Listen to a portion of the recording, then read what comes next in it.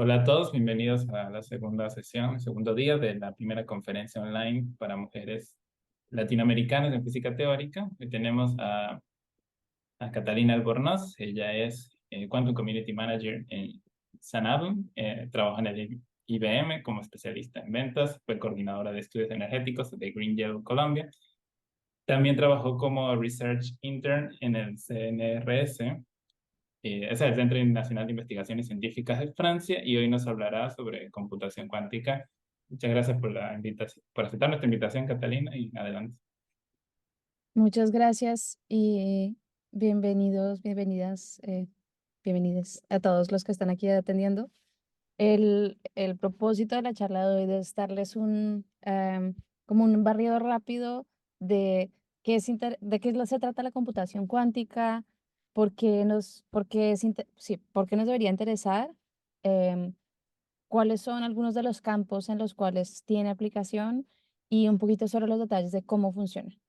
Entonces, primero, yo sé que es una conferencia de física, pero yo soy ingeniera, así que si algo les dices es que la variedad de campos que pueden aportar a esto son muchísimos.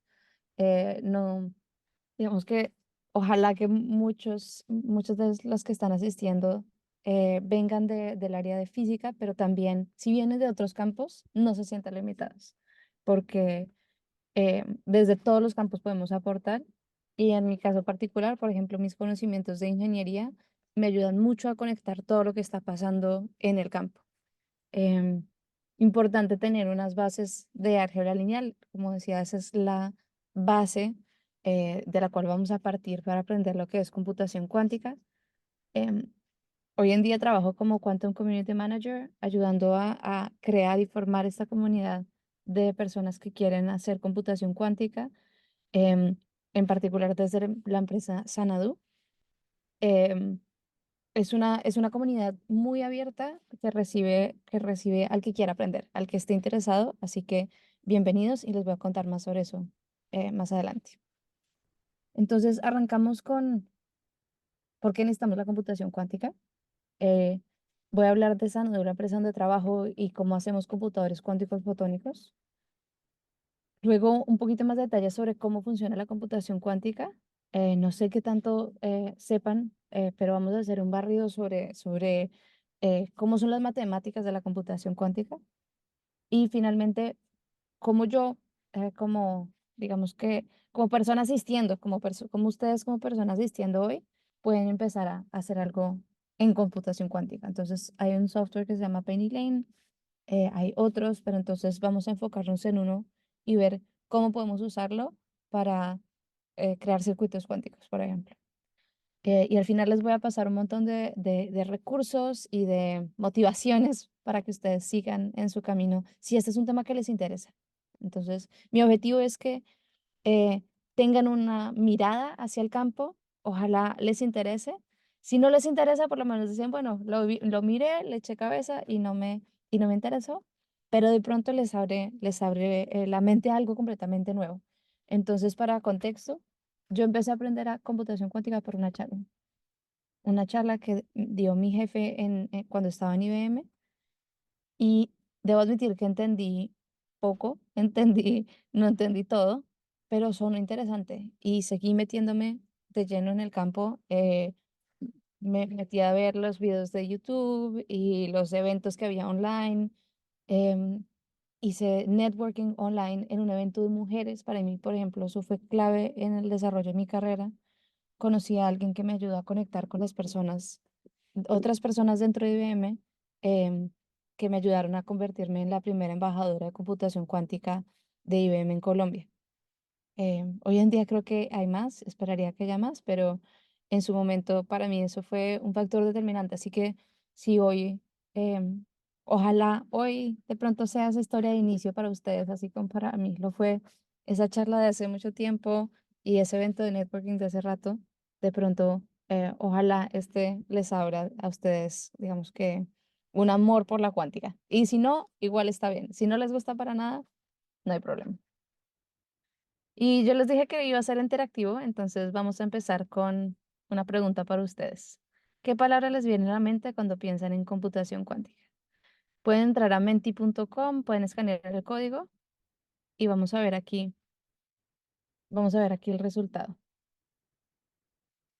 Ajá. Entonces ahí también está el código QR si lo quieren escanear. Em, entonces yo voy a ver las respuestas que ponen. Pueden responder varias veces. Entonces, esta no es la charla de que estoy como que escuchando más o menos. Eso, ahí veo que ya pudieron. Listo, perfecto. Pueden responder más veces si quieren y ahí vamos a ver qué palabras salen más seguido. Solo una pregunta, ¿ese código es el que está allí, 7214? Sí, Ok, para pasarlo en el chat. ajá. Puede ser o menti.com con el código que está ahí o el código QR que está a un ladito.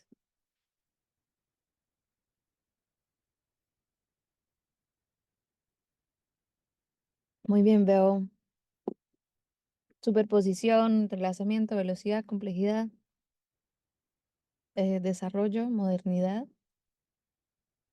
velocidad de cómputo, rapidez. Entonces vemos bastantes palabras relacionadas con velocidad, con entrelazamiento. Excelente. Em, Eficiencia, complejidad, matemáticas, qubits, energía. Bueno, muy bien.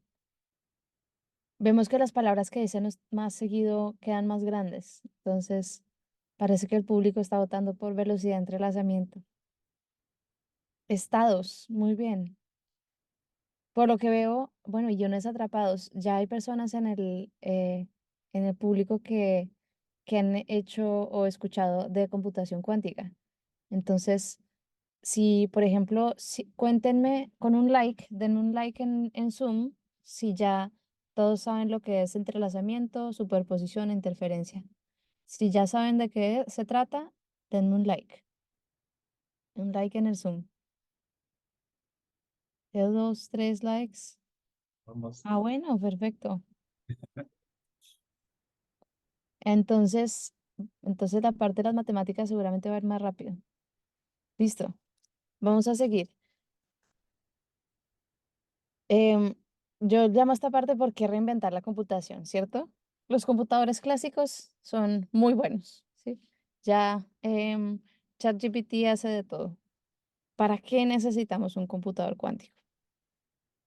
Y la respuesta es que hay problemas que son muy complejos todavía y que van a ser muy complejos siempre. Por ejemplo, modelar una molécula de café hasta un nivel de precisión de electrón por electrón, o sea, hasta cierto nivel de precisión, eso matemáticamente no se puede hacer en un computador normal, un computador clásico.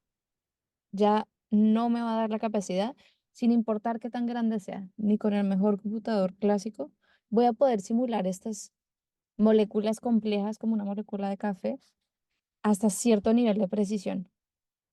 ¿Y por qué me interesaría eso?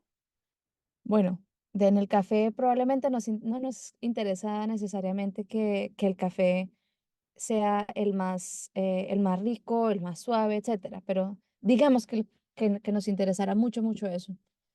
Entonces yo podría, al entender esa molécula de café a un nivel muy, muy preciso, podría poder predecir propiedades. Entonces podría, por ejemplo, cambiar procesos dentro del tratamiento del café, de pronto le podría agregar algún aditivo, ¿sí?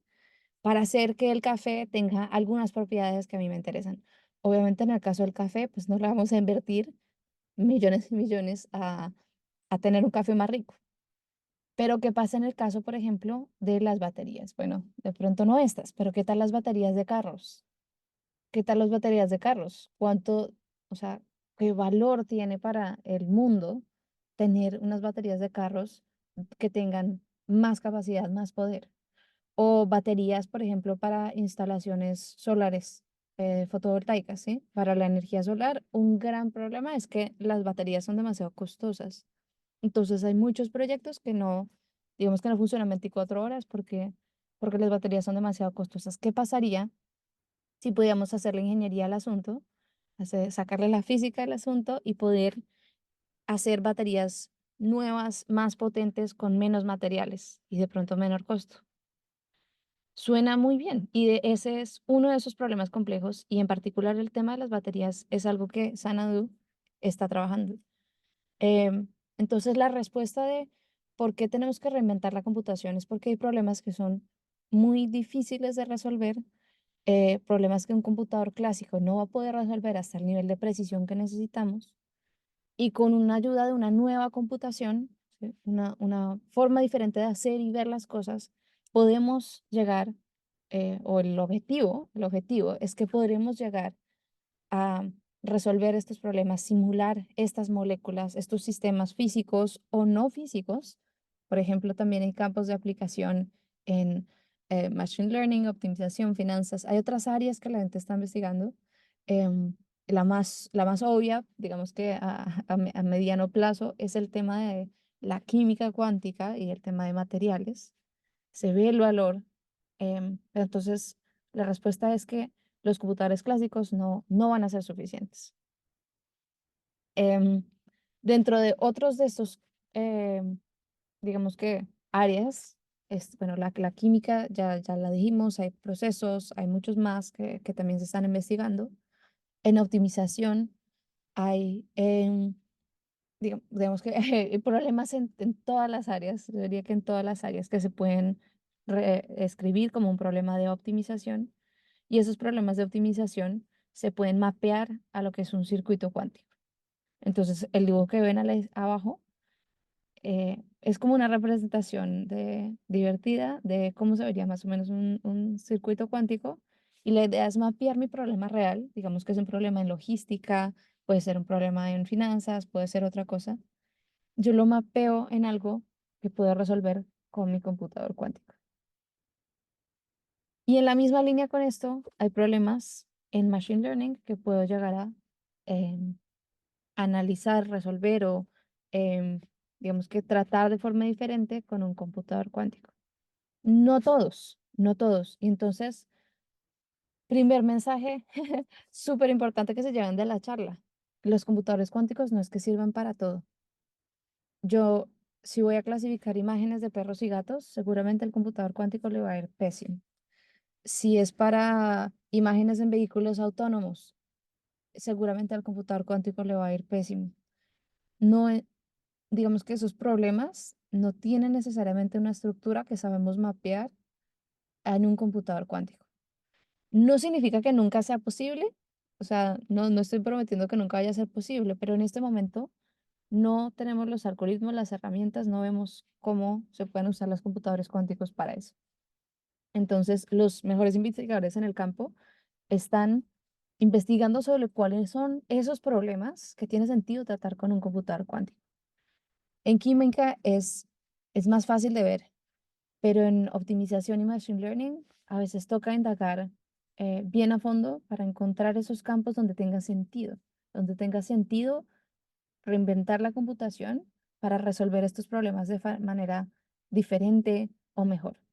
Y no siempre es más rápido. De hecho, la mayoría de las veces, por ahora, es más lento. Entonces, eso que pusieron en el mapa, en la nube de palabras, velocidad, en realidad muchas veces es más lento, que es como contraintuitivo.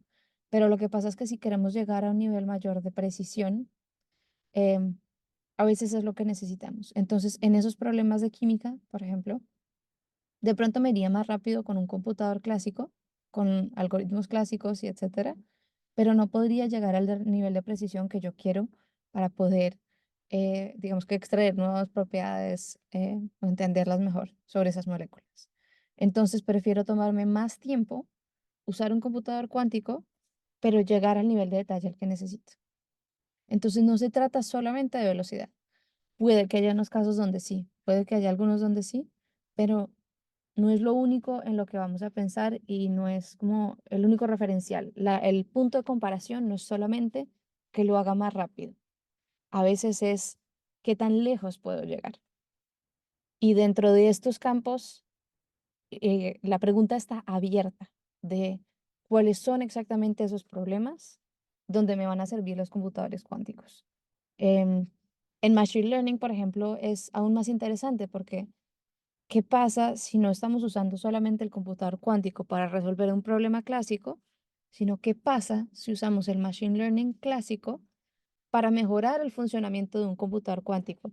Y de hecho tenemos un equipo acá en Sanadu de expertos en Machine Learning clásico que están usando ese conocimiento para mejorar lo que estamos haciendo a nivel de hardware. Entonces, no se trata solamente de usar circuitos cuánticos para datos clásicos, sino también Machine Learning clásico para mejorar los computadores cuánticos. E incluso podemos llegar a hablar de datos cuánticos. Entonces, volvemos nuevamente a sistemas como física o de spin. eh, Hay sistemas que intrínsecamente son cuánticos y entonces un campo, digamos, de estudio y sí, de investigación es cómo trabajamos con esos datos que son intrínsecamente cuánticos, esos datos que se tratan de moléculas, de spin, etcétera, em, que ya digamos que tienen un mapeo relativamente fácil a los computadores cuánticos, cómo trabajamos con esos datos.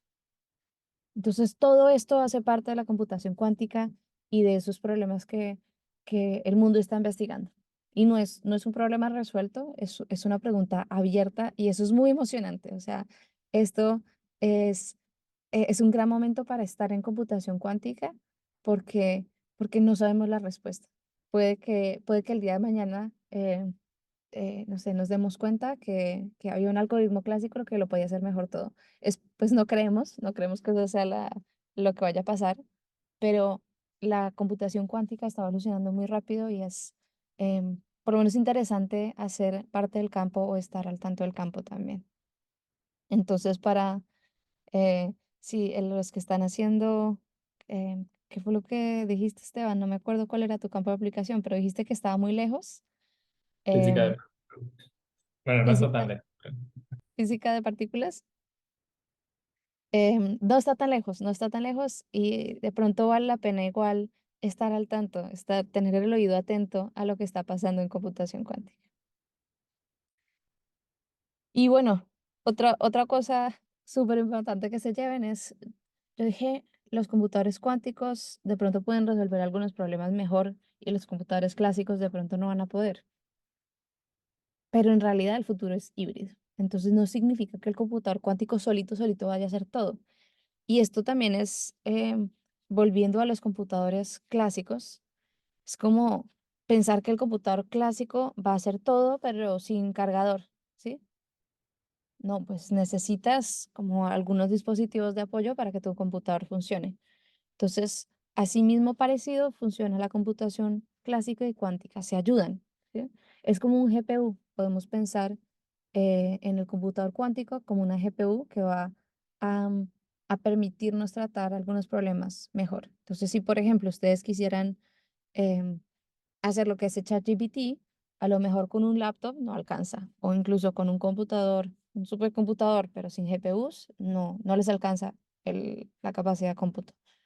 Y entonces entran a apoyarse de una GPU que les ayude a correr ciertas partes del proceso.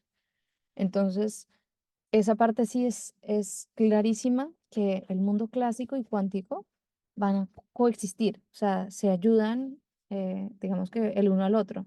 Y no es que vayamos a hacer eh, estos problemas complejos solamente en un computador cuántico, sino que van a tener que trabajar en conjunto. Entonces, lo que ven en el dibujo, por ejemplo, es como servidores, digamos, de computadores clásicos en conjunto con computadores cuánticos pueden coexistir. Y en la parte de la derecha, los cuadrados verdes representan circuitos cuánticos y los cuadrados, voy a decir naranja, claro, representan procesamiento clásico. Entonces, em, al final, por ejemplo, ven una función seno o x menos y valor absoluto al cuadrado, sí, una diferencia cuadrada. Estos son procesamientos clásicos que voy a hacer, digamos que en conjunto con mi procesamiento en computadores cuánticos. Entonces, ojalá esta parte de por qué quiero, o sea, por qué me debería tomar el tiempo de aprender en campo completamente nuevo, es, es un campo en evolución, va a trabajar en conjunto con lo que ya conocemos, pero que tiene el potencial de resolver problemas que hoy en día no se, no se pueden resolver o no al nivel de precisión que queremos. Y la empresa donde trabajo, Sanadu, trabaja en esto.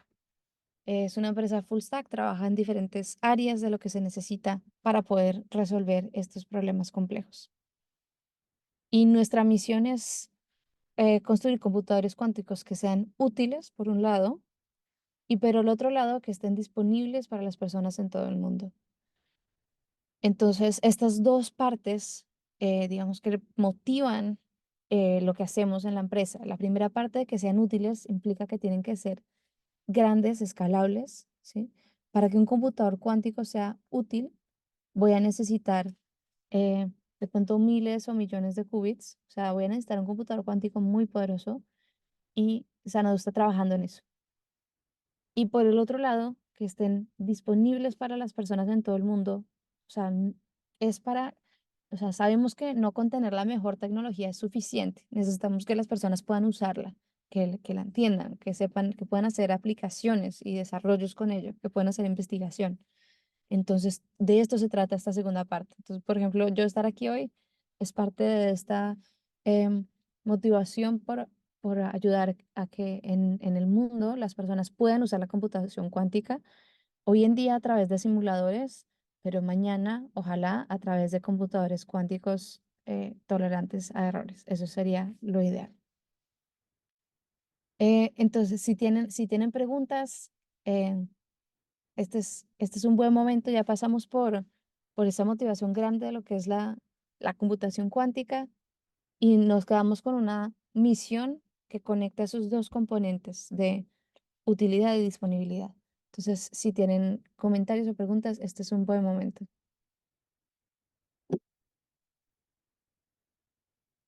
Bueno, más adelante, si no hacen preguntas, las hago yo y respondería me responden con la, bueno, con los emojis, con las reacciones. Aquí hay una pregunta de Fabiola. ¿Qué tan cerca o tan lejos estamos de esa misión? La misión que mencionas. Em, Pues esa la vamos trabajando día a día. Entonces, estamos en este momento en el proceso de construir computadores cuánticos que tengan corrección de errores. Entonces, eso ya es algo más específico que hablaré en detalle más adelante. Pero es algo que estamos construyendo. Y hay otras empresas que lo están haciendo también. Decir una fecha es imposible. Nadie les va a decir como una fecha exacta de cuándo vamos a tener estos, digamos que, ¿cuándo vamos a resolver un problema así como de industrial, vamos a decirlo? Pero es algo que se está trabajando mucho y los avances son muy rápidos. Entonces, eh, no creo que esto esté a 30 años de distancia, no creo. Tampoco creo que vaya a ser el año entrante. Em, no, y dentro de ese rango yo trabajo en, digamos que, en el área más cercana al software que al hardware. Es difícil para mí decir un número. Em, Hoy en día no es que los computadores cuánticos sean inútiles, aclaro, simplemente que no es que vayan a poder resolver problemas a nivel industrial ya. Entonces, estamos trabajando en ello, pero todavía va a tener un tiempo, pero no sé cuánto. Pero buena pregunta, muy buena pregunta, Fabiola. Mm, Ah, yo tengo otra pregunta. Adelante. Bueno, yo la verdad no sé prácticamente nada de esto y nada más me dio como curiosidad eso. Bueno, creo que dijiste que a ver si en un futuro había como dispositivos tolerantes a errores. No Sí, sé, eso me hizo muy curioso y no sé si puedas como decir un poquito más al respecto. sí, sí. Em, de hecho, lo vamos a mencionar más adelante, pero una parte importante de esto de que sean útiles es que podamos confiar en el resultado que producen, ¿sí? Hoy en día los computadores cuánticos son muy sensibles a ruido. Entonces, em, si tú le dices, por ejemplo, es como si tú tuvieras una calculadora y le dices suma 1 más 1 y la calculadora a veces te responde 3, 2, 1, ¿sí? Entonces, es porque hay ruido que está afectando el resultado. Em, Hay hoy en día, por ejemplo, en la computación clásica, en las telecomunicaciones, hay ruidos, como si estuvieras en una llamada y no escuchas bien porque hay como, ¿sí? Hay interferencia, ¿sí? Hay ruido. Es parecido, solo que en la computación clásica ya hay protocolos que ayudan a que esa información, digamos que llegue bien, ¿sí? Entonces nosotros no nos damos cuenta, pero cuando estamos recibiendo una señal por internet, o sea, el internet que está que está llevándoles a ustedes esta charla, ya tiene protocolos, digamos que hechos por debajo que ustedes no ven, que ayudan a que la información, digamos que llegue bien, que están revisando, por ejemplo, si hubo un bit que se movió, ¿sí? Cosas de esas. Entonces la computación clásica ya tiene todos estos esquemas para asegurar que ese ruido no se transmita hacia el usuario final.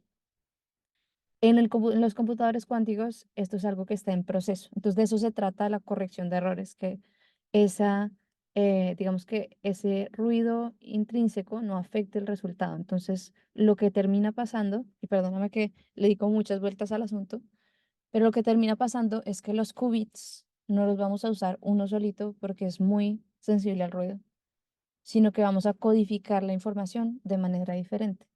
Entonces, por ejemplo, si yo em, em, tengo un tablero de ajedrez más o menos, ¿sí? Yo puedo poder codificar mis unos y mis ceros como un patrón específico dentro de ese tablero de ajedrez. Y si uno de los cuadritos del tablero de ajedrez se cambia de color, voy a poder identificarlo y no me va a dañar mi resultado. Entonces ya no estoy mirando el uno y 0 como solo cada cuadrito, sino que mis unos van a ser un patrón específico dentro de mi tablero de ajedrez. ¿Quedó claro o fue demasiado confuso?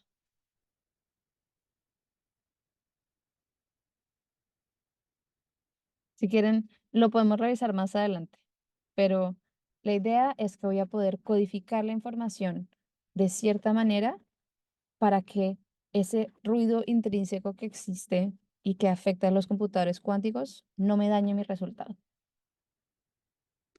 ¿Sí quedó claro? Bueno, perfecto. Em, ¿Cómo ¿Cómo construimos o cómo hacemos físicamente para que esto funcione? Hay muchas estrategias. En el caso de la empresa donde trabajo yo, que es Anadu, la estrategia es usar luz. Entonces, lo que ven en la imagen de la derecha es, primero, fibra óptica a la izquierda de la derecha. Es fibra que se usa en telecomunicaciones. Es seguramente muy parecida a la que lleva Internet a, a sus universidades, trabajos, casas. Y lo que está en el centro es un chip de eh, silicon nitride, perdónenme el Spanglish, em, que tiene unas guías de onda.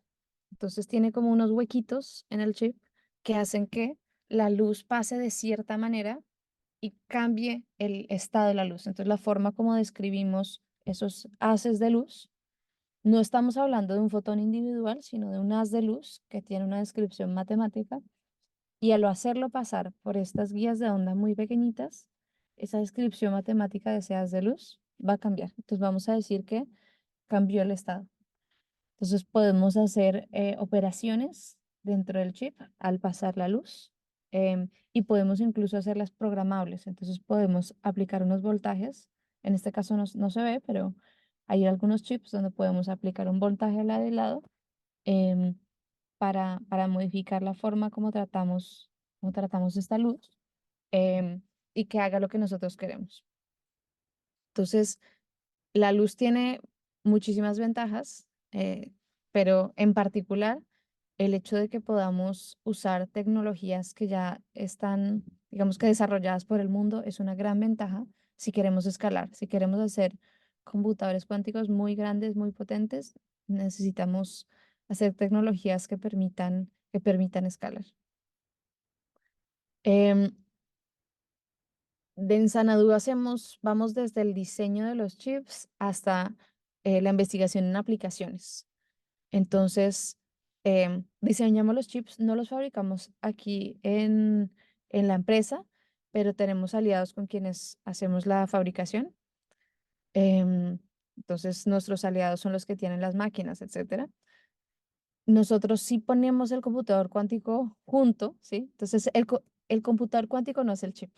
Esto que ven en la imagen es un pedacito apenas de lo que es el computador cuántico. El computador cuántico requiere muchísimo más. Entonces, van a ver, por ejemplo, si vinieran acá al laboratorio, ven que son un montón de cables, un montón de racks, como si fueran de servidores, que tienen todas las conexiones. Y todo eso hace parte de hacer el computador cuántico. Entonces no es solamente aprender la fotónica como tal, el chip, sino que integrar estos sistemas es una parte crucial de hacer el computador cuántico. Y necesitas software para usarlo, a diferentes niveles. Hay software de más bajo nivel y de más alto nivel. Entonces, hoy voy a hablar, por ejemplo, de uno de los de más alto nivel que se llama PennyLane, que es el que les permite a ustedes programar esos circuitos. Pero hay otros, hay software para simular cómo funcionan, digamos que para, ayudar a desarrollar estos computadores, hay software, eh, digamos que a todos los niveles, hay compiladores, por ejemplo. Esto es, digamos, importante, esto es muy importante porque esto es cómo se va a usar este hardware. Y a nivel de aplicaciones, por ejemplo, nosotros tenemos dos áreas grandes de investigación. Una es Quantum Machine Learning. Tenemos uno de los mejores expertos en el mundo en este campo. Y por el otro lado tenemos investigación en algoritmos y simulación de baterías.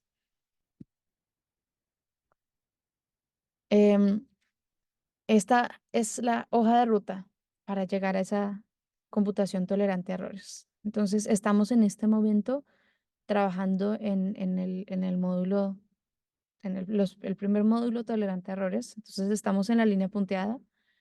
Hemos hecho trabajos antes, por ejemplo, hay un computador que tenemos en la nube, el primer computador fotónico que se puso en la nube lo pusimos nosotros, que no era universal, es decir, este computador no servía para resolver cualquier problema, sino solamente algunos problemas específicos.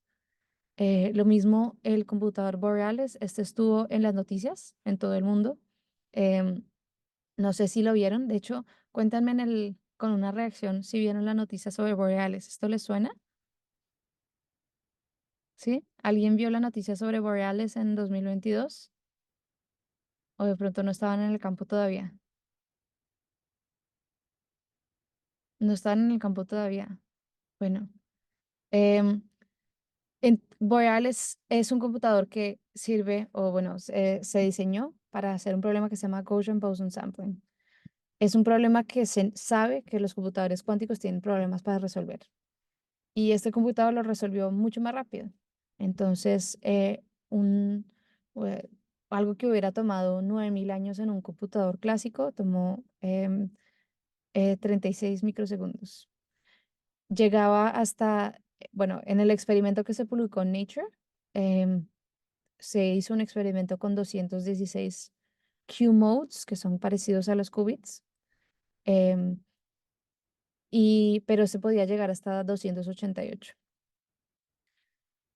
Pero en resumen, este computador no servía para resolver cualquier problema, era solo para ciertos problemas específicos. Entonces, tampoco era el objetivo. Es decir, pudimos demostrar que podíamos ganar a los computadores clásicos de lejos. O sea, y esto fue algo muy importante porque mostró las capacidades que tiene la tecnología. Pero de aquí tenemos entonces, usamos todo esto que aprendimos de las versiones anteriores para ponerlo en un módulo tolerante a errores que ya tuviera corrección de errores incorporada. Entonces, es lo que estamos haciendo en este momento. Es en lo que estamos trabajando. Em, Dentro de las diferentes capas, hay diferentes, digamos que el funcionamiento específico ya es muy detallado, yo les puedo mostrar dónde encuentran toda la información. Pero acá lo importante es que esto se basa en algo que se llama em, Measurement-Based Quantum Computing, o sea, computación cuántica basada en la medición. Entonces, es una estrategia particular de cómo hacer computadores cuánticos. No todos son iguales. Ni siquiera todos los fotónicos son iguales. Hay empresas que trabajan con otros estilos de computación cuántica fotónica. Y el objetivo es que al final, em, esto ya es más a largo plazo. Este es el sueño, tener un data center donde, digamos que se puedan hacer que se pueda hacer computación realmente de impacto, digamos que cambie paradigmas en la industria, que podamos resolver problemas como el que les contaba de las baterías y otros. Entonces, a nivel de detalle, como si esto de computación cuántica basada en la medición, lo que hacemos como usuarios es que vamos a ponerle unos settings, digamos que vamos a tener un circuito, ese circuito tiene unas compuertas, esas compuertas son lo que va a, digamos que, enviarse al sistema, ¿sí?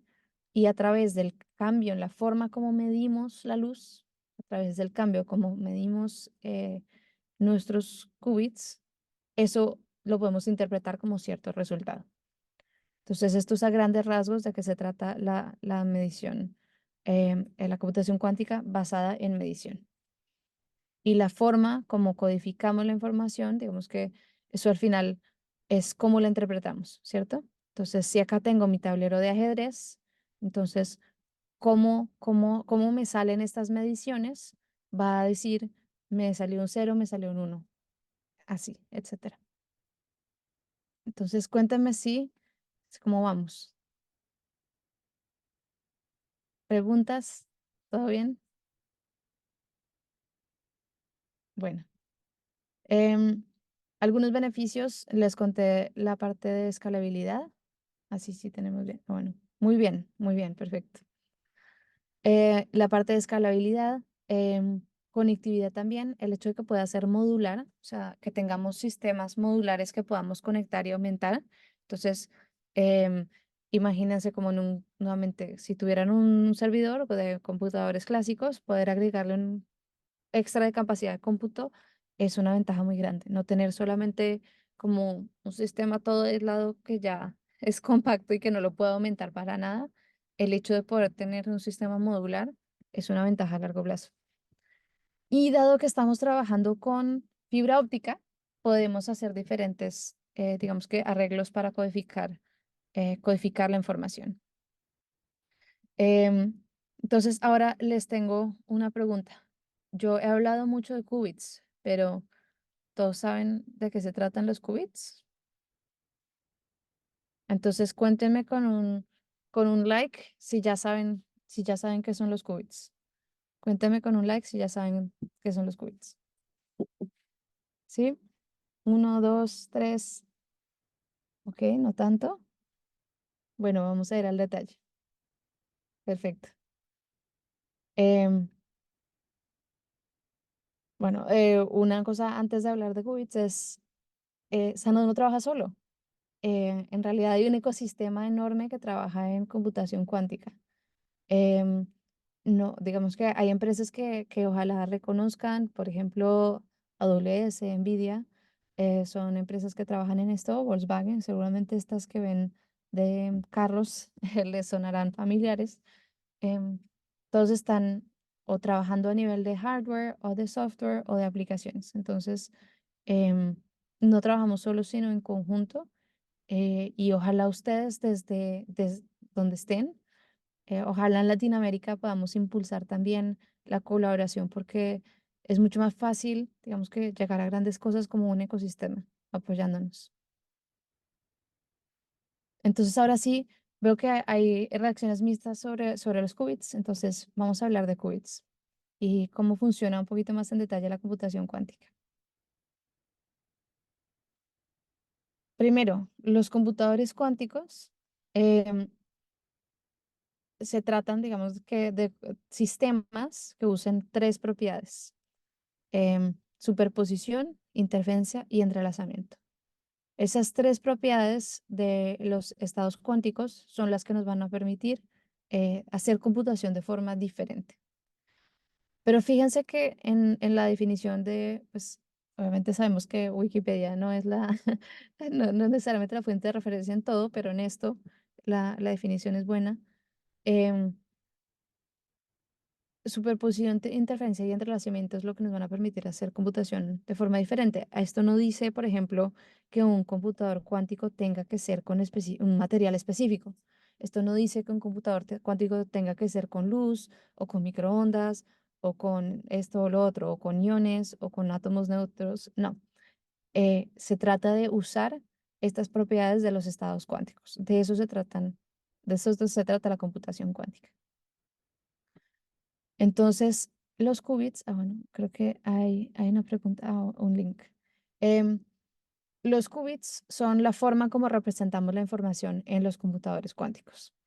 Entonces, esta bolita que ven a la izquierda se llama la esfera de Bloch y nos ayuda a representar el estado, digamos que em, esa unidad de información. Entonces, ese qubit va a ser mi unidad mínima de información y es como el equivalente al bit en la computación clásica.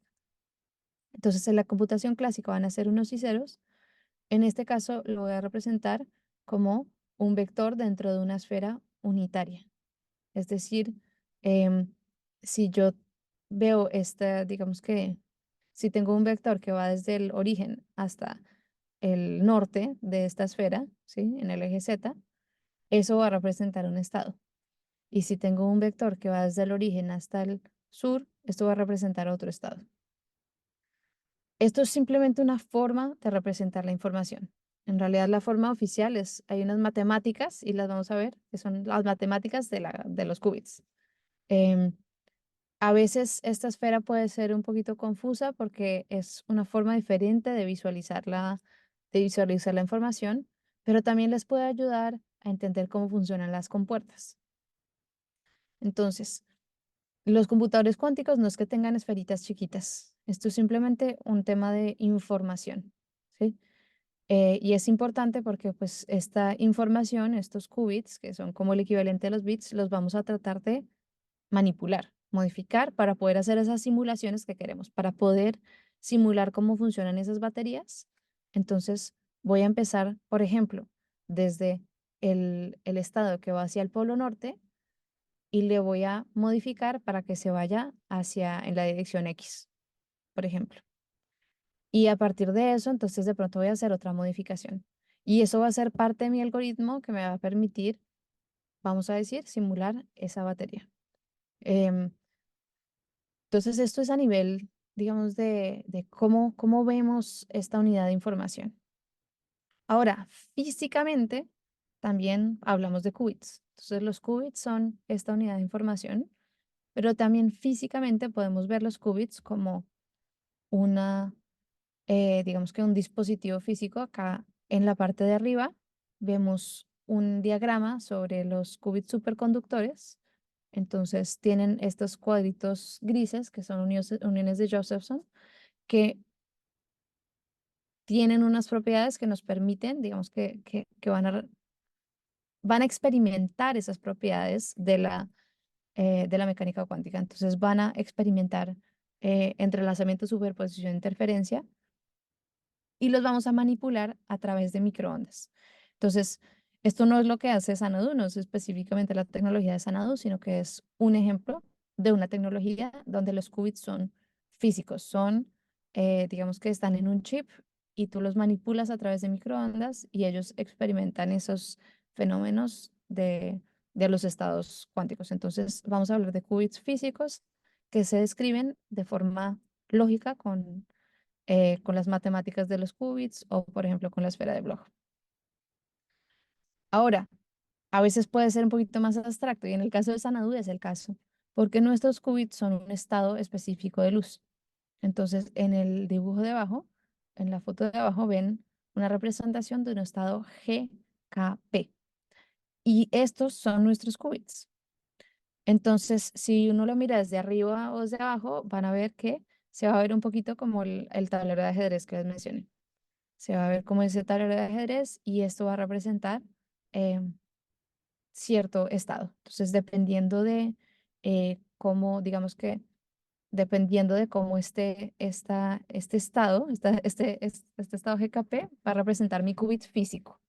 Mi qubit físico van a ser ciertos estados de luz, eh, pero a nivel lógico, nuevamente lo representamos de la misma manera. Lo representamos como con las matemáticas de los qubits y, por ejemplo, con la esfera de Bloch.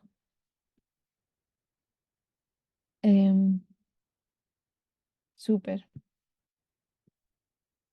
listo. Ahora, bueno, antes de ir a anotación, ¿cómo vamos con qubits? Dame un like si vamos bien o carita, carita seria si necesitamos un poquito más de tiempo.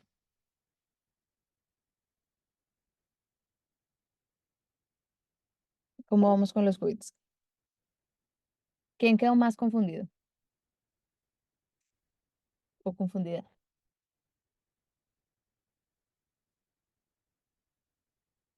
Bueno, entonces, denme un like si quieren que pase a la siguiente diapositiva. Eso, sorprendida. Listo. Bueno, por lo menos ahí veo cómo me están escuchando. Vamos a las matemáticas. La verdad es más fácil empezar por entender las matemáticas. Yo esperaría que todos aquí sepan algo de las, digamos que, algo de álgebra lineal. ¿Hay alguien aquí que no sepa de álgebra lineal?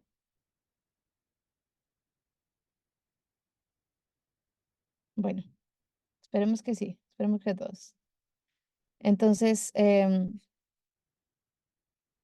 las matemáticas de los qubits para mí fueron lo que como el momento eureka donde entendí todo. Entonces vamos a empezar por hablar de cómo representamos los qubits. Van a ver como una rayita vertical con un cero y con como, eh, como un paréntesis triangular. Esto representa un ket. Esto se llama un ket. Entonces este es el ket cero.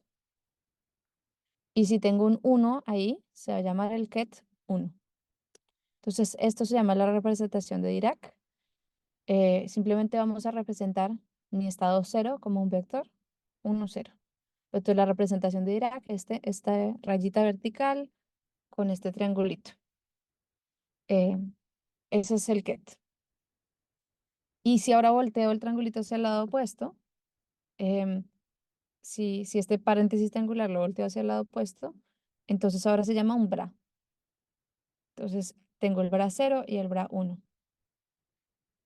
El bra es el transpuesto conjugado del ket. Entonces, ket cero es un uno cero, ket uno es un cero uno. Es mi forma de representar la información. Y los puedo juntar. Entonces, resulta que puedo tener un bra ket. Entonces, lo que ven arriba con em, este psi simplemente representa, pues yo podría tener un estado diferente y los puedo juntar en un bracket. Entonces, si se les olvida cuál es el ket y cuál es el bra, piénsenlos juntos y el de la izquierda es el bra y el de la derecha es el ket. Entonces, abajo vemos una representación de un ket en general, porque los estados no tienen que ser solo cero o uno. Entonces, por ejemplo, si volvemos a la esfera de Bloch, hay muchísimos estados, ¿sí? Entonces, no todos son cero y uno. Lo que vamos a hacer es representarlos como una combinación lineal. Entonces, el tema de la superposición en realidad no es que los estados estén en cero y uno a la vez, que es lo que escucha muchas veces. No es que sean cero y uno a la vez, sino que van a ser una combinación lineal de cero y uno. Entonces voy a tener un vector que tiene, eh, digamos que dos componentes, un alfa y un beta los vamos a llamar aquí. Este alfa y beta las llamamos amplitudes de probabilidad. No son probabilidades, son amplitudes de probabilidad, porque estos pueden ser números negativos, pueden ser números complejos. Entonces, pues no existen probabilidades negativas. Em, entonces, así, digamos, vamos a representar un estado cuántico en general. Entonces, con estos bras y estos kets, cero y uno son nuestras unidades de base, pero para representar cualquier estado en general, vamos a usar esta representación que ven aquí del ket. Entonces, Este estado psi es alfa, beta, y es una combinación lineal entre 0 y 1. Y asimismo, el bra, entonces acá veo que es el transpuesto conjugado de ese ket. ¿Cómo vamos con este concepto? Todo bien. ¿Todo bien? Buenísimo. Listo. Entonces, si tenemos el bracket, vamos a hacer la multiplicación entre los dos. Entonces, si yo multiplico eh, este bra, que es alfa conjugado, beta conjugado, por este alfa, beta, voy a tener, en realidad, alfa por alfa conjugado más beta por beta conjugado. Em, y al final voy a tener, pues, un estado que va a estar normalizado, ¿cierto? Entonces, la norma al cuadrado de alfa y beta tiene que ser 1. Entonces, ¿qué va a pasar? Que si yo quiero saber qué tan, qué tan cerca o más o menos voy a estar del 0 al 1, voy a poder mirar estas amplitudes de probabilidad, que no son probabilidades, sino amplitudes. Em, entonces ahí vamos a pasar, por ejemplo, a un tema que se llama la medición. Entonces, ¿han escuchado la medición en computación cuántica? Es muy importante porque es como yo tener, yo tener aquí mis qubits y luego querer transmitir esa información a algo clásico, ¿sí? Esta información que es intrínsecamente cuántica no lo puedo manejar así nomás, ¿sí? Esa tengo que poder analizar esa información y para eso tengo que medir, tengo que, entonces esto lo teníamos en una de las diapositivas cuando hablé de computación cuántica basada en la medición. No es que todos estén basados en la medición, pero la medición es un componente muy importante de la computación cuántica. Y lo que voy a hacer es em, sacar una proyección de un estado. Si entonces, por ejemplo, tengo un vector aquí en esta esfera de Bloch, voy a sacar una proyección hacia, por ejemplo, el eje Z. Esta es lo que llamamos la base computacional y vamos a ver qué tan cerca estoy del eje Z positivo o qué tan cerca estoy del eje Z negativo. Y según eso me va a dar un resultado de la medición. Em, ahora, esto es probabilístico, es como yo decirles, si tengo un estado que está en la dirección X, ¿está más cerca del eje positivo o el eje negativo Z? Me van a decir, está igual, está en la mitad, pero tengo que decidir entre uno de los dos. Entonces, bueno, pues ahí aleatoriamente voy a escoger la mitad de las veces el Z positivo y la mitad de las veces Z negativo, ¿sí? Em, porque pues si no está en ninguno de los dos, pues entonces va a haber un componente de, digamos, de probabilidad. Si mi vector estuviera como en una línea diagonal más cerca del z positivo, entonces va a haber más veces donde yo les diga, no, está como más cerca del z positivo, pero como no está exactamente sobre el z positivo, entonces a veces les voy a decir, no, en realidad está más cerca del negativo, porque estoy midiendo en la base z, que es la base computacional. Entonces aquí lo que va a pasar es, al momento de hacer la medición, em, voy a tener una probabilidad de medir un 0 o un 1. ¿Sí? Mis estados cuánticos siempre van a colapsar a algo clásico. Entonces, la probabilidad de que yo mida 0 es norma de alfa cuadrado. Y la probabilidad que yo mida 1 es norma de beta al cuadrado. Y pues como pues la probabilidad tiene que sumar 1, pues casualmente resulta que, pues esa es la regla, ¿no? Norma alfa cuadrado más norma de beta al cuadrado es igual a 1.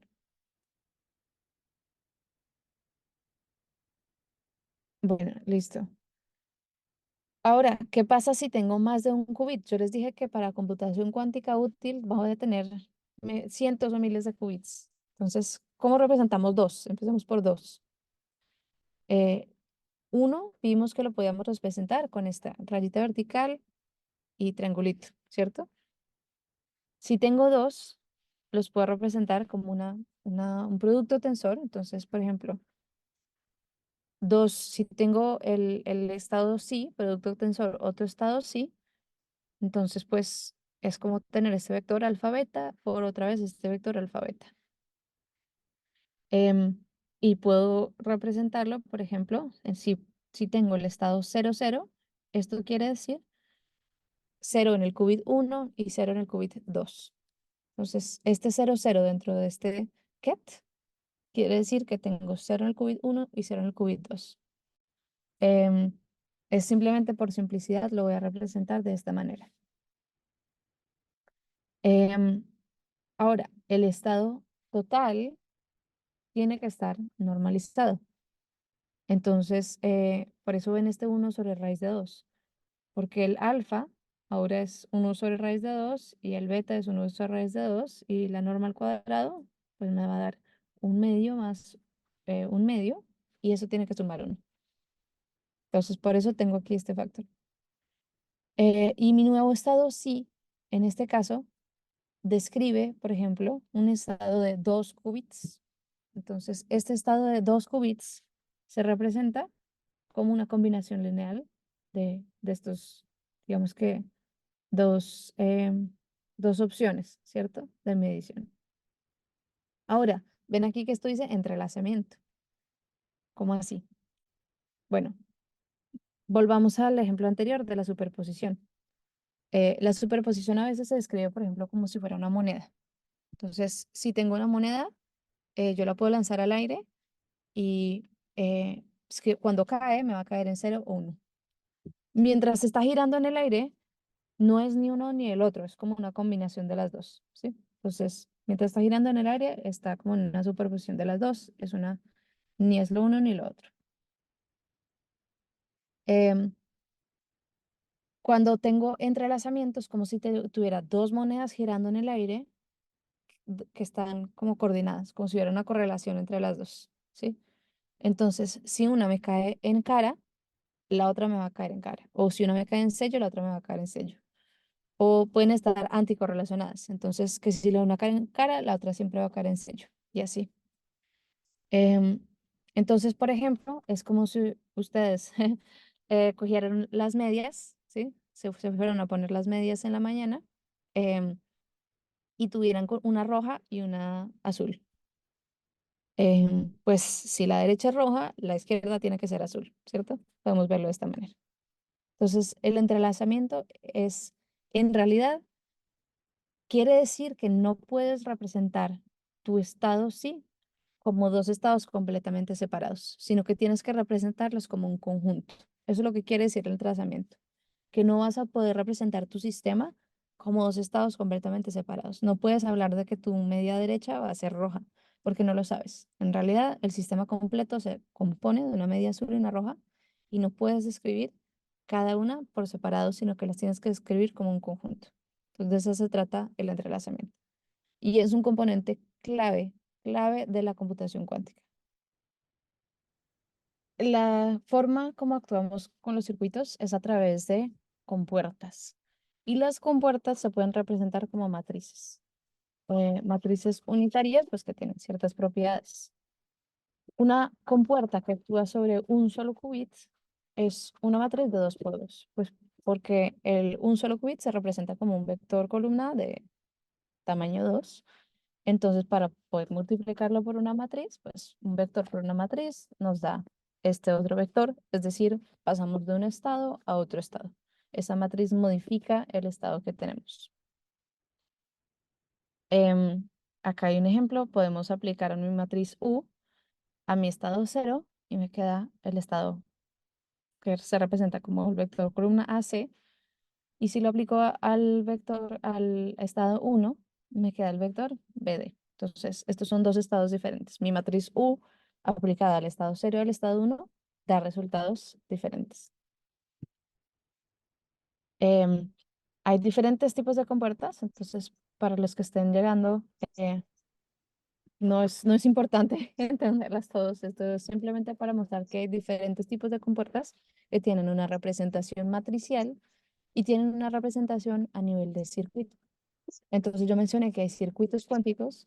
Esos circuitos cuánticos incluyen estos elementos que son compuertas y estas compuertas, digamos que cada una tiene su representación a nivel de un circuito para que todos sepamos lo que está pasando.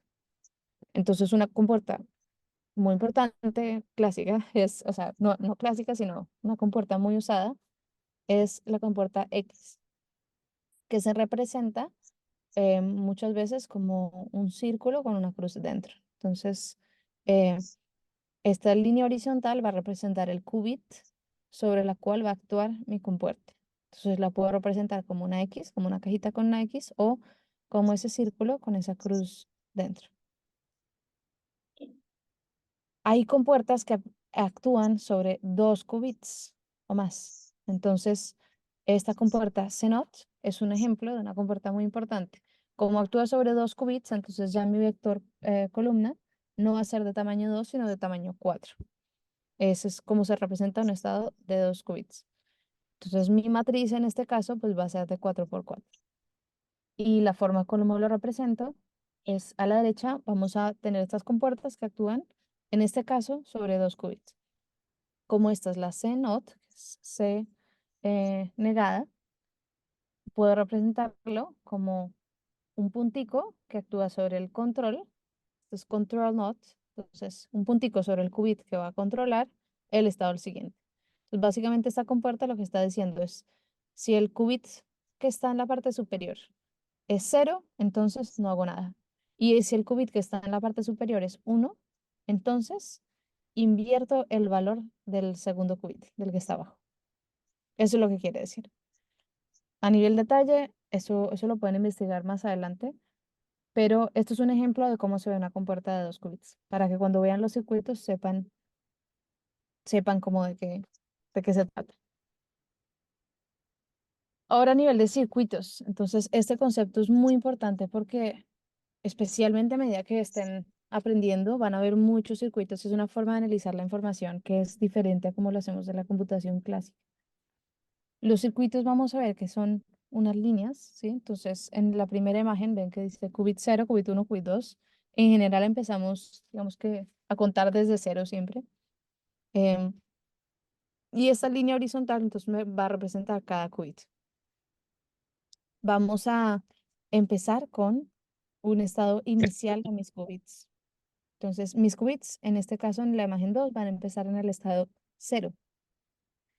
Y vamos a ver una evolución en el tiempo de la izquierda a la derecha. Es decir, empiezo primero con mi estado 0 y después voy a aplicar, por ejemplo, la imagen 3, la de abajo a la izquierda, después voy a aplicar unas compuertas triángulo, ¿sí? En el qubit 0 y el qubit 2.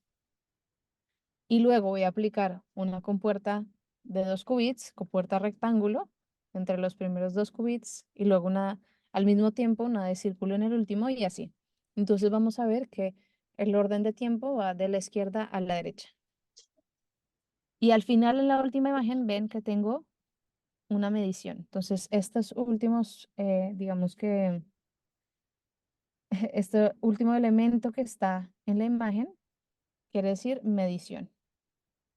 Entonces, estos son los elementos básicos de un circuito cuántico. Vamos a tener las rayitas, que quiere decir cada qubit. Vamos a tener un estado inicial que se representa con estos qubits, que en general es 0. Em, Vamos a tener unas compuertas. No es que se represente usualmente como figuras geométricas, pero simplemente para claridad, para que no tenga que saber pues exactamente de cuál estamos hablando, es para claridad, pero no es que así se representen siempre. Y al final vamos a tener una medición que representa con estas gauge, no sé cómo se llama en español. Acá tenemos un ejemplo de de un circuito ya con, digamos que, con puertas que sí se usan. Entonces ya acá no estamos hablando de triángulos y rectángulos, sino con puertas. Entonces vemos algunas, como la que mencioné, esta CNOT, y vemos otras. Entonces una RX, una H, así. La H, por ejemplo, es muy importante, que es la de Hadamard. Entonces, esta, cuando estén aprendiendo más sobre el tema, van a escuchar mucho sobre esta compuerta de Hadamard. Entonces, acá tenemos nuevamente como marcados los elementos em, del circuito. Y vamos a ver que acá, por ejemplo, tenemos estos RX y RY, tienen como algo dentro. Tenemos RX de teta y RY de phi. Estos son parámetros. Esto quiere decir que no necesariamente la compuerta siempre va a actuar exactamente igual. sino que va a actuar dependiendo de alguna información que yo le diga. Entonces es como si yo te digo, gírame 30 grados, ¿sí? Entonces esos 30 grados son mi parámetro. Entonces no siempre es que vayan a girar 30, sino que tenemos estas compuertas donde le podemos decir qué tanto girar. Em, entonces llegamos al punto de cómo ustedes pueden programar circuitos cuánticos. Entonces llegamos a Penny Lane. Penny Lane es un software que está a alto nivel que les permite programar computadores cuánticos de diferentes empresas. Tiene una comunidad muy buena. Realmente la comunidad de computación en Penny Lane es excelente. Hay muchísimas formas de involucrarse. Tenemos eventos, aliados, recursos, soporte. Estamos muy orgullosos de la comunidad que hemos creado.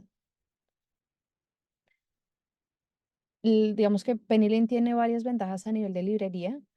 eh, es completamente abierto, es open source, Apache 2.0. Ustedes podrían tomar esta librería y hacer su propia versión, podrían hacer su startup basada en Penny Lane, por ejemplo.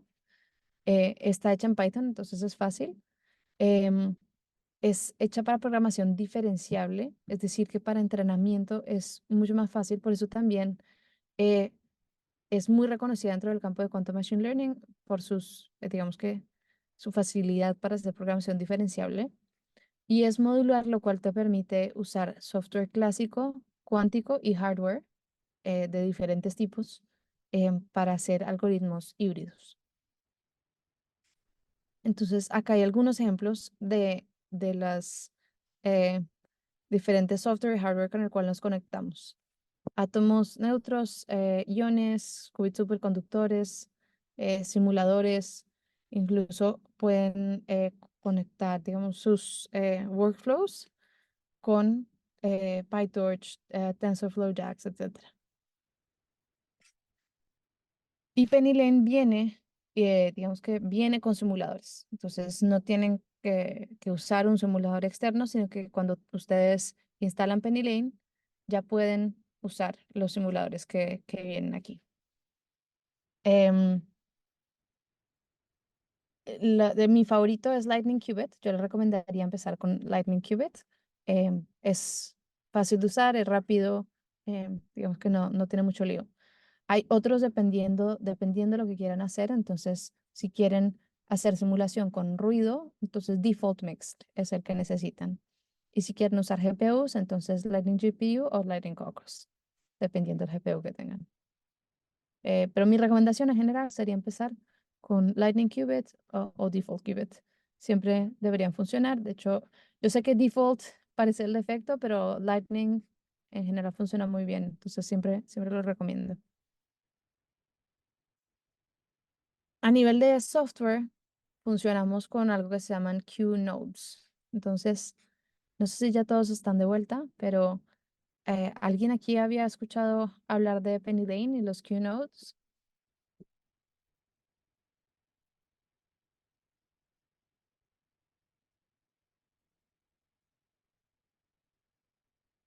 No. Bueno, listo. Em, entonces, Penny Lane, la forma como funciona es que tú puedes hacer un circuito, una función en Python, ¿sí? Puedes hacer una función en Python y para que el programa entienda que es algo cuántico, entonces le ponemos una lineecita arriba. Ya les muestro cómo se ve a nivel de código. Y la ventaja que esto tiene es que todo lo cuántico va a estar como envuelto en simplemente una función y puedo ahí poner mis compuertas, puedo ahí hacer mis mediciones, puedo hacer todo, digamos, de forma muy natural. Si ustedes ya saben programar en Python, les va a ser bastante natural que todo lo cuántico va dentro de esto que llamamos QNODE. Entonces van a ver cómo se define, pero es básicamente simplemente una función en Python.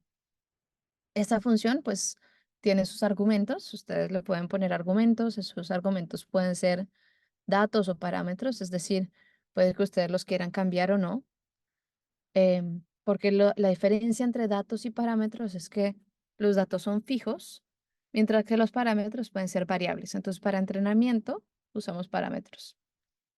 Y al final, el retorno, o sea, cuando le hago el return de mi función, me va a dar una medida clásica. Entonces, mi valor de retorno muchas veces va a ser un valor esperado. Es algo que en general se usa mucho, funciona mucho usar valores esperados. A nivel del computador cuántico, esto implica hacer varias medidas. No es que el computador cuántico te saque de una vez el valor esperado, pero a nivel de simulación nos sirve mucho. Nos sirve mucho para hacer procesamiento, entender cómo funcionarían nuestros algoritmos. Entonces, ¿por qué queremos usar simuladores primero en vez de usar computadores cuánticos? Porque nos permite perfeccionar nuestro algoritmo, nuestro circuito, lo que estamos tratando de hacer. Y ya cuando nos dé el resultado que esperamos, podemos, si queremos, correrlo en un computador cuántico como tal.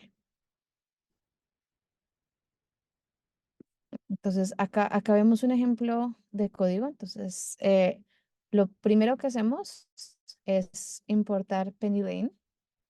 Ah, bueno, ¿cómo pueden usar PennyLane? Puede ser descargándolo, instalándolo de una vez en su computador o en Google Colab también. Si quieren usarlo en Google Colab, es fácil, colab.google.com. Em, Había una pregunta. ¿El QNOT representa un nodo cuántico? Exacto, y entonces ya les voy a mostrar cómo se ve aquí. Hay una pregunta en el chat. Sí. Ana, Ana Yatsin pregunta, ¿el Keynote representa un nodo cuántico? Sí, exacto. Entonces ya les voy a mostrar cómo se ve que es eso del nodo cuántico aquí a nivel de código, para que lo vean clarísimo. Em, para instalar PennyLane, entonces lo pueden hacer en su computador, en el terminal o en la línea de comandos o en Google Colab. Entonces, si quieren empezar por ahí, no van a tener problemas de un environment, de nada. Entonces, pueden empezar con Google Colab, es la forma seguramente más fácil de usarlo. Y simplemente le ponen un signo de exclamación antes del pip install. Em, lo que tienen que hacer primero es importar PennyLane. Lo importamos como QML porque como históricamente se empezó a conocer por Quantum Machine Learning y es un nombre más corto, pues por razones históricas lo mantenemos así. No significa que PennyLane solo sirva para eso, sirve para mucho más, pero ya es como nuestra firma más o menos. Em, Después de importar PennyLane, importamos, bueno, en este caso NumPy nos va a servir para hacer cierto procesamiento clásico. Lo importamos desde PennyLane, pero bueno, depende de lo que ustedes necesiten, puede que lo necesiten así o no. Lo primero también que hacemos es, lo siguiente que hacemos es crear una instancia de un dispositivo cuántico. Entonces, esto podría ser o un simulador o un computador real. Entonces, en este caso, Default Qubit es un simulador, pero si yo quisiera, puedo usar un computador. Voy a decir, no sé, uno de IBM. Entonces, voy a usar la palabra clave aquí. Lo pueden ver en la documentación. ¿Cómo es que tengo que llamar al computador de IBM? Eh, Voy a decir también, en este caso, como es un simulador, cuántos qubits quiero que tenga ese simulador. Acá en este caso voy a decir un solo qubit. Pero ¿por qué dice wires y no qubits? Bueno, dado que esto es un hardware agnóstico, en vez de usar qubits, usamos wires. Los qubits, si se fijan en lo que habíamos visto antes, si lo que, bueno, acá más o menos lo ven también, que eran estas rayitas horizontales, bueno, parecen como cables, entonces por eso los llamamos wires. Pero en realidad, para efectos prácticos, piensan que wires es igual a qubits. Eh, entonces vamos a crear aquí un simulador con un solo qubit. Y luego acá viene el keynote. Entonces tenemos una función que se llama circuito. Y lo único que hacemos para convertirlo en un QNOD, en una función cuántica, o sea, que el programa entienda que esta es la parte cuántica, es que le agregamos esta línea, este decorator, que es @qml.qnode, qml.qnode, y le ponemos el dispositivo. Entonces, ¿qué es lo que está pasando aquí? El programa entiende que esta función que está inmediatamente debajo la va a correr dentro del dispositivo que se llama dev1. Entonces, este dispositivo cuántico, que en este caso es un simulador, va a correr el circuito, que en este caso se llama circuito, pero se podría llamar de cualquier manera. Lo puedo llamar circuito 2, circuito 3, mi circuito, como sea. Lo importante para que se convierta en QNode, o sea, que mantenga todo lo cuántico dentro, ¿sí? Lo importante es esta línea justo arriba, @qml.qnode dev1. El dispositivo nuevamente se puede llamar de otra forma. Lo importante es ponerlo aquí dentro del QNode para que el programa sepa dónde correr este circuito, que va a ser en este dispositivo particular. Ahora entremos a mirar los detalles del circuito. Este circuito toma dos argumentos, phi1 y phi2. Entonces, estos son parámetros que van a entrar a mis compuertas Rx y Ry. Entonces, si me devuelvo aquí, por ejemplo, en este último qubit, el de abajo, el último wire, vamos a ver que tengo un Rx que toma un parámetro teta y un Ry, bueno, en este caso es un Ry controlado, pero bueno, hay como un Ry que toma un parámetro phi. Entonces, esto más o menos es parecido, no es lo mismo, pero es parecido a lo que hacemos aquí. El Rx toma un parámetro y el Ry toma otro parámetro. Entonces simplemente tengo que escribir mis compuertas qml.rx, pues porque vienen de la librería Penny, ¿cierto? Entonces qml.rx, digo, el argumento que toma mi compuerta, en este caso toma un ángulo, y lo voy a aplicar esta compuerta en el qubit 0. Entonces aquí viene otra pregunta, ¿cómo así? Pero yo tenía un solo qubit, ¿pero es el qubit 0? Sí. Entonces, cuando yo defino mi dispositivo, la cantidad de qubits es 1, pero la numeración del qubit empieza en 0. Entonces, mi primer qubit es el qubit 0. Entonces, por eso aquí aplico mis dos compuertas en el qubit 0. Por eso veo wires igual 0. Y al final, para cerrar mi circuito, necesito una medición. Necesito una medición porque con todo cuántico, solo así nomás, no puedo hacer nada. Necesito pasar esto a información que yo pueda leer, analizar. Entonces uso qml.xpval, esto es un valor esperado. Esto es como un promedio de unas mediciones que se tomarían en este circuito. Y voy a medir con respecto al eje Z. Entonces yo les había comentado que esta es la base computacional, es la más normal para hacer mediciones. Entonces lo que quiero decir aquí, qml.polyset de 0 es, voy a medir con respecto a la base Z y voy a medir el qubit 0. Por eso veo aquí un 0 dentro del poly Z. Eso es todo. Si yo tuviera, por ejemplo, 2 qubits, ¿qué pasa si yo tuviera 2 qubits? Yo podría tener este mismo circuito y simplemente pues estoy midiendo el primer qubit y el segundo voy a perder esa información. Es posible, lo podría hacer sin problema. Ahora, ¿cómo se diferencia esto de algo clásico? Entonces podemos ver la siguiente función. En la siguiente tengo una función de costo. Esta función de costo toma unos argumentos X y Y. Estos son valores cualquiera normales. Y mi valor de retorno es esto es un procesamiento clásico, entonces puedo sacar una sinusoidal, un valor absoluto, etcétera, de mi resultado del circuito. Puedo restarle 1, puedo hacer otras cosas. Entonces, en resumen, esta función de costo no tiene este @qml.qnode, porque esta función de costo en realidad es un procesamiento clásico. No hay, digamos que si estoy llamando el resultado a mi circuito cuántico, pero es solamente el resultado. No estoy no estoy aplicando compuertas cuánticas aquí dentro. Entonces, aquí estamos perfectos.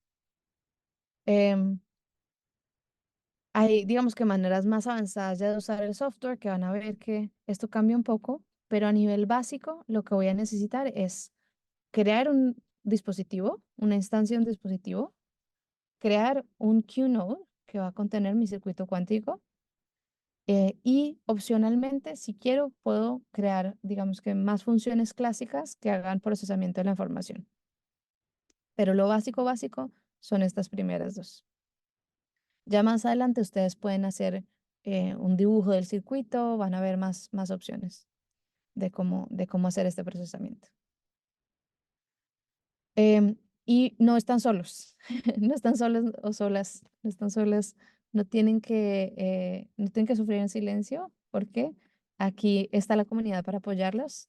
Tenemos muchísimo material de educación en todos los formatos, videos, escrito, em,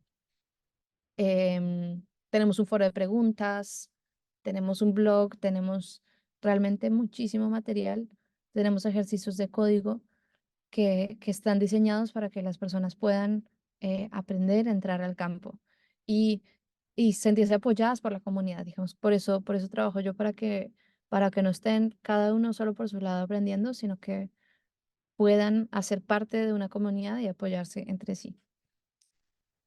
Em, Acá hay otro ejemplo de pues un circuito. Entonces acá nuevamente tenemos nuestro dispositivo, en este caso se llama Dev, no Dev 1. Tenemos también Default Qubit con un solo qubit y solo tenemos en este caso una compuerta que toma digamos que un valor X, un ángulo X. Rx es una compuerta de rotación, entonces toma un ángulo y tenemos la misma medición, XPval por Expectation Value, que es un valor esperado. Acá tenemos una más compleja. Y entonces aquí vienen, aquí ya se pone más difícil y vamos a tener algoritmos completos. Por ejemplo, QFT se llama la transformada cuántica de Fourier. em, Esto es pues todo un algoritmo que vamos a poner aquí dentro de mi circuito. Em, Puedo tener otras, digamos que otras compuertas. Bueno, creo que acá no está el Ising XX, pero bueno, acá tengo una de TOEFL y esta es otra compuerta, o sea, es decir, esto se puede volver más complicado y a medida que vayan avanzando van a entender exactamente lo que significa todo esto. Em, pero el resumen es que ustedes con una sola línea, QML.qft, puedan aplicar todo un algoritmo dentro de PennyLane, lo pueden usar.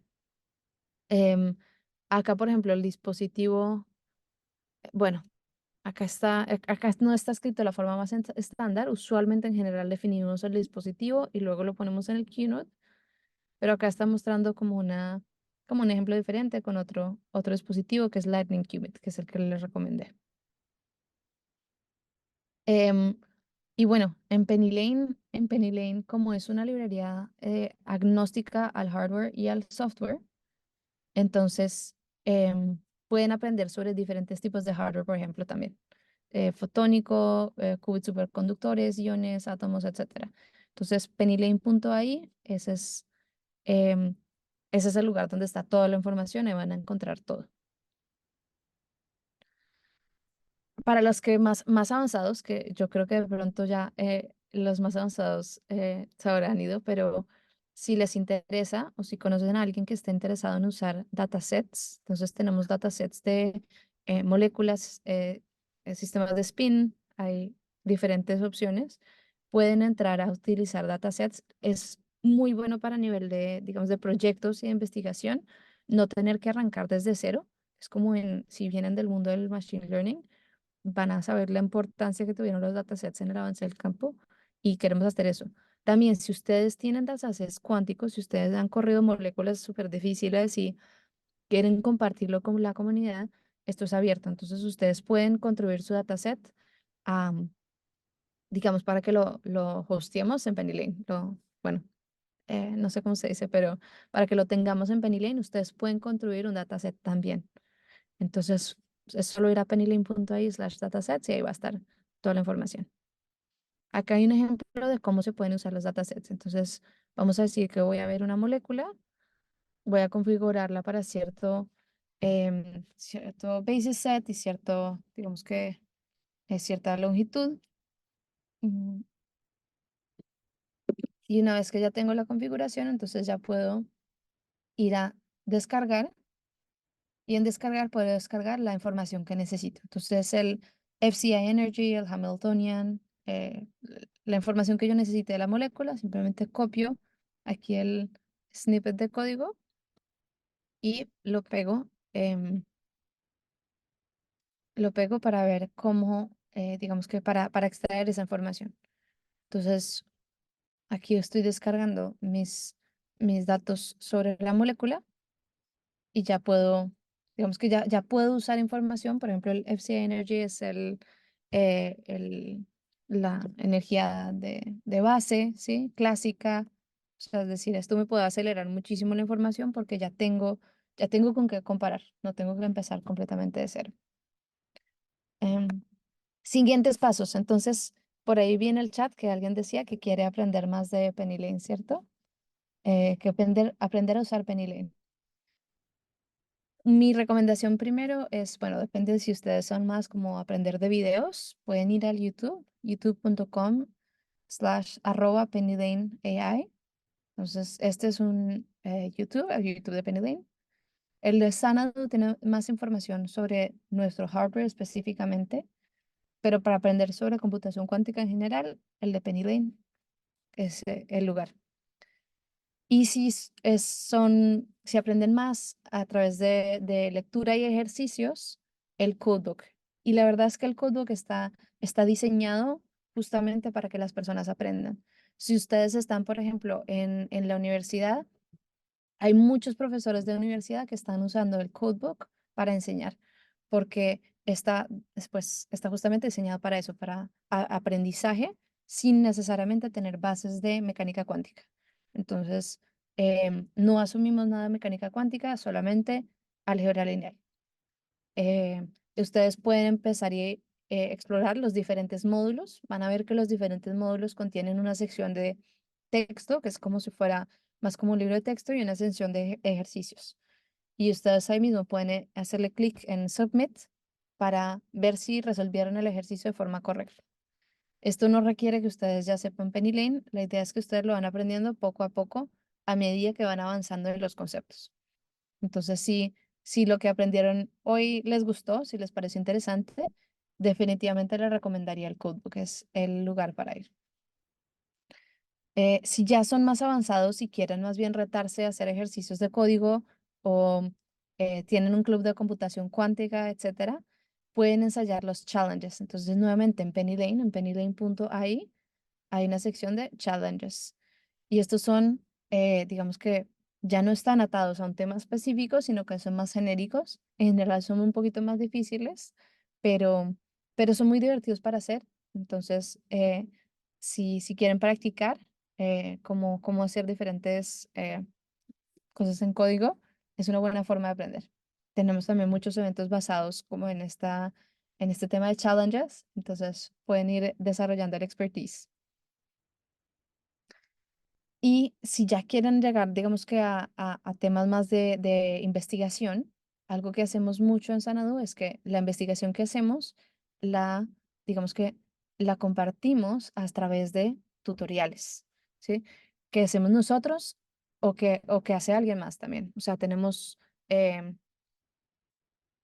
otras personas dentro del campo, externas a Sanadu, que han hecho investigaciones importantes y que las quieren compartir de forma que sea más digerible que un paper, ¿sí? Entonces, estos demos, estos tutoriales, son una excelente forma de aprender sobre un tema que a lo mejor puede ser muy complejo. El de QSBT, por ejemplo, es un algoritmo muy popular, muy importante en el campo, y pueden aprender sobre esto en un tutorial con código y con explicación. Entonces, no tienen que irse necesariamente al paper para entender sobre estos algoritmos que son relevantes, son state of the art, o sea, son muy relevantes hoy en día en el campo. Em, si están pensando ya más a nivel de carrera, eh, hacer proyectos es importante. Entonces, no es suficiente con tomar un curso, no es suficiente con leer un libro. Es importante tener algo que mostrar de las capacidades que tienen. Entonces, nosotros tenemos nuestra página de carreras, nuestra página de prácticas.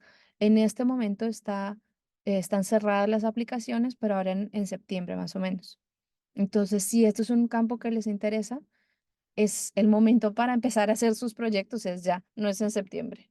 Entonces, si quieren hacer proyectos sobre este tema, pueden ir a la página para ver qué tipo de temas se tratan, pueden ver los proyectos que han hecho, eh, digamos que practicantes anteriores, y pueden ustedes, digamos que impulsarse a hacer un proyecto similar. Y bueno, allá a nivel más general, como de conclusión, esperaría que ojalá que hayan aprendido de la variedad de campos, o sea, dentro de la computación cuántica hay investigación y, digamos, hay trabajo por hacer, hay mucho por lo cual aprender en tema de algoritmos, arquitectura, que se refiere a esa parte de corrección de errores, eh, pues complexity theory, bueno, teoría de la complejidad, desarrollo de hardware, desarrollo de software, desarrollo de comunidad, ¿sí? Eh, la variedad de campos en los cuales ustedes pueden aportar es muy diferente, así que si ustedes tienen conocimiento en física de partículas, a lo mejor de pronto tienen conocimiento de problemas que sean interesantes resolver con la computación cuántica. No lo sé, la verdad no conozco lo suficiente sobre la física de partículas, pero de pronto pueden, sí, de pronto pueden encontrar puntos en común donde se complementen los campos. Entonces, el sitio de software aquí decía que ser el mejor experto en un solo campo es difícil, pero lograr juntar dos campos, eso es, digamos que es más fácil ser el mejor experto cuando logras juntar dos campos. Así que ustedes, si vienen de campos diferentes, definitivamente tendrán mucho que aportar, porque de pronto llegan con una mirada que no se le ha dado al campo. Entonces vale la pena, eh, si es física de partículas o si es otro campo, que le den una mirada, y vean si hay forma de, digamos que, de juntar los conceptos que ustedes ya conocen. Em, la dispersión de aerosoles contaminantes. De pronto, aquí vale la pena hacer un pequeño disclaimer.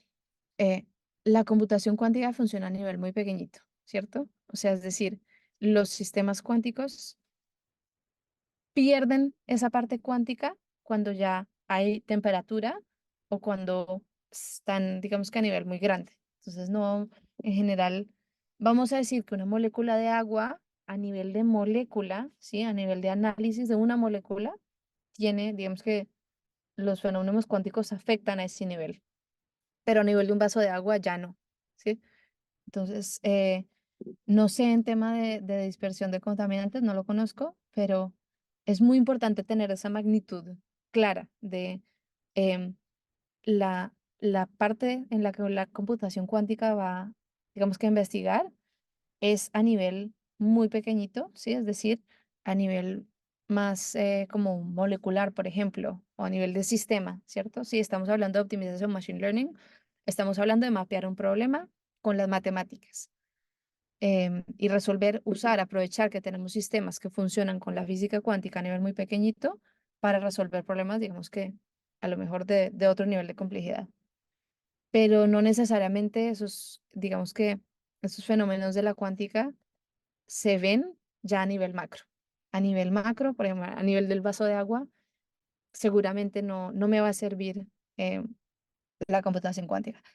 A menos de que me ponga a modelar la mecánica de fluidos, de pronto puedo modelar la mecánica de fluidos con un computador cuántico, no lo sé, pero eso ya es otro tipo de problema. Ya no es modelar todas las interacciones entre todas las moléculas de mi vaso de agua. Entonces, espero que esto haya ayudado sí, a dar un poquito de contexto, porque eso es algo que a veces no se ve y no se sabe. Entonces, este contexto es muy importante tenerlo en cuenta. Em, Hay otro contexto que es importante saber. Entonces, en esta diapositiva ven que dice NISQ, y resulta que NISQ se refiere a los computadores cuánticos que existen hoy en día, Noisy Intermediate Scale Quantum. Son los computadores actuales, tienen ruido, no son los mejores, y el campo como tal está moviéndose hacia allá la computación tolerante a errores, ¿cierto? Hay muchísima investigación que se ha hecho en NISC, pero creemos que lo mejor es moverse hacia la computación tolerante a errores y cuál es esa computación del futuro a la cual le podemos sacar más provecho, ¿sí?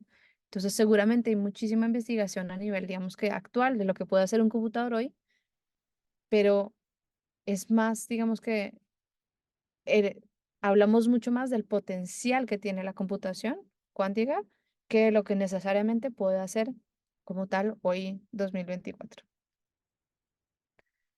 Y bueno, contenido para seguir adelante es lo que hay. El codebook, videos, coding challenges, demos, eventos, de todo, de todo. Entonces, mi recomendación sería que hagan parte de la comunidad. Muchas formas. Pueden seguirnos en redes, ahí podemos todo. En el Slack, si quieren compartir con otros miembros de la comunidad, pueden hacer parte del Slack. O en Discord también tenemos el Penny Lane Discord. Entonces ahí, si quieren tomarle una foto o una captura de pantalla a esta diapositiva, es buenísimo. Entonces, si no sabían por dónde empezar, bueno, acá les doy links pennylane.ai. Este ya espero que lo tengan anotado. Y aquí hay otras formas de, digamos que involucrarse con la comunidad. El foro de discusión, discuss.pennylane.ai, muy, muy bueno. O sea, ahí hay muchísimas preguntas. Tenemos más de 10.000 preguntas en total o posts que se han hecho ahí. No significa que los vayan a mirar todos, pero si ustedes tienen una pregunta, no tengan miedo de preguntar ahí, que de verdad es una comunidad muy incluyente con todos, con los que están aprendiendo y los que son expertos. Entonces, 3 tareas. eh, Creen una cuenta en penlane.ai, eso les da acceso a los challenges. Pueden también crear un perfil. Entonces pueden crear un perfil como si fuera el de ResearchGate o como si fuera el de LinkedIn y ahí pueden ir compartiendo y agregando sus proyectos, por ejemplo. Pueden ganar badges también si hacen, digamos que participan en ciertas cosas. Más adelantico, en unas semanas, por ejemplo, vendrá un tema de una certificación que pueden obtener ahí. Entonces, recomendación, hacer una cuenta en Penny Lane, em, instalarlo si quieren usarlo en su computador local o si quieren usarlo en Google Colab también, cualquiera de las dos. Y si quieren saber más información sobre qué es lo que está pasando, los eventos, contenido, lo último que está pasando en el campo, el newsletter es una vez al mes. Una vez al mes reciben el resumen de lo más importante que pasó en el mes. Así que em, nuevamente un QR para escanear. Ujú. Entonces, espero, les doy un minuto para escanear este QR, tomarle otra captura de la pantalla o una foto.